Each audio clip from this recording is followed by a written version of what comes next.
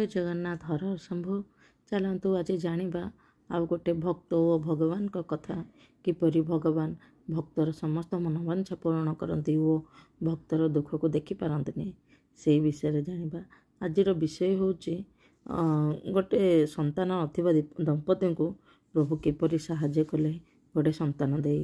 ଏହା ହେଉଛି ଗୋଟେ ସତ୍ୟ ଘଟଣା ଉପରେ ଆଧାରିତ। ଭୁବନେଶ୍ୱର ଏକ ଘରୋଇ ବ୍ୟାଙ୍କରେ କାମ କରନ୍ତି ବାଲିହନ୍ତା ତିରଣପଡ଼ାର ଜୁଲୁହତା ବାବୁ। 2019 ମସିହାରେ ସେ ବିବାହ କରିଥିଲେ ଶ୍ରଦ୍ଧାୟତଙ୍କୁ। ବୈବାହିକ ଜୀବନକୁ ପ୍ରଭୁ ଜଗନ୍ନାଥଙ୍କ ନାଁ ନେଇ ଆରମ୍ଭ କରିଥିଲେ ଉଭୟ ଦମ୍ପତି ଶ୍ରଦ୍ଧା ଓ ହତାବାବୁ ଜୁଲୁହତା ବାବୁ। ଜୁଲୁ ବାବୁଙ୍କୁ ତାଙ୍କ ମହିମା କିଛି ନା କିଛି କୁହନ୍ତି। ସକାଳୁ ଠାକୁର ଘରେ ପୂଜା ପାଉଥିବା ଚତୁର୍ଦ୍ଧା ମୂର୍ତ୍ତିଙ୍କୁ ପ୍ରାର୍ଥନା କରି ଦିନ ଆରମ୍ଭ କରନ୍ତି। ଦାମ୍ପତ୍ୟ ଜୀବନ ଏକ ପ୍ରକାର ହସ ଖୁସିରେ ଚାଲିଥିଲା। ବର୍ଷ ପରେ ଉଭୟ ସନ୍ତାନଟିଏ ପାଇଁ ମନସ୍ଥ କଲେ। ଶ୍ରଦ୍ଧାଙ୍କର କିଛି ସମସ୍ୟା ଥିଲା, ଯାହା ଫଳରେ ସନ୍ତାନ ରହିବାର ସମସ୍ୟା ଦେଖାଗଲା।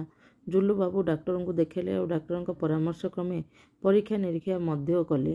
ରିପୋର୍ଟ ଆସିବା ପରେ ଜୁଲୁ ବାବୁଙ୍କୁ ଡାକ୍ତର କହିଲେ, ଜୁଲୁ ବାବୁ, ଶ୍ରଦ୍ଧାଙ୍କ ଗର୍ଭାଶୟରେ କିଛି ସମସ୍ୟା ଅଛି।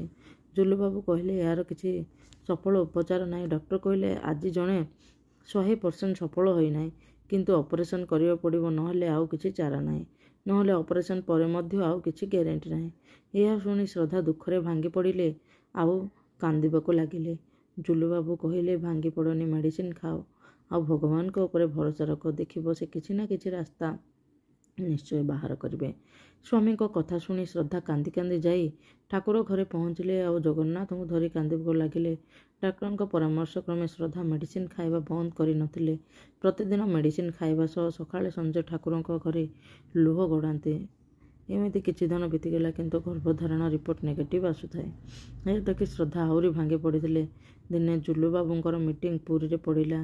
ଜୁଲୁବାବୁ ଶ୍ରଦ୍ଧାଙ୍କୁ କହିଲେ, ମୋର ପୁରୀରେ ମିଟିଂ ଅଛି, ଆଜି ତୁମର ରିପୋର୍ଟ ଆସିବାର ଅଛି। କାରଣ ଅଛି, କ'ଣ ହେଇଛି ତୁମେ ଫୋନ୍ କରି ବୁଝିନେବ। ମିଟିଂ ସାରି ଜଗନ୍ନାଥଙ୍କୁ ଦର୍ଶନ କରି ଫେରିବେ। ପୁରୀ ଜୀବନରେ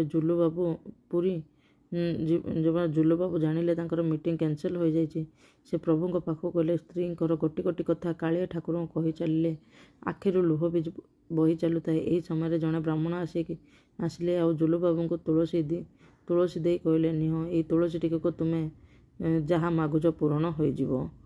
ଏମିତି କହିକି ଜୁଲୁବାବୁ ବାହାରି ଆସିଲେ। ଜୁଲୁବାବୁ ମନ୍ଦିରରୁ ବାହାରି ଆସି ମୋବାଇଲରେ ଦେଖିଲେ ଶ୍ରଦ୍ଧାଙ୍କର 20ଟି ମିସ୍କଲ୍ ହୋଇଯାଇଛି। ମନରେ ଅନେକ ଆଶଙ୍କା ନେଇ ଶ୍ରଦ୍ଧାଙ୍କୁ ଫୋନ୍ କଲେ। ଅଧା ଉତ୍ତର ଦେଇ କହିଲେ, ଶୁଣୁଛ, ଗୋଟିଏ ଖୁସି ଖବର, ମୋ କାଳିଆ ଧନ ମୋତେ ଗୋଟିଏ ଉପହାର ଦେଇଛି। ତୁମ ବାପା ହେବାକୁ ଯାଉଛ। ଏବେ ଡକ୍ଟର ମୋତେ ଫୋନ୍ କରି କହିଲେ।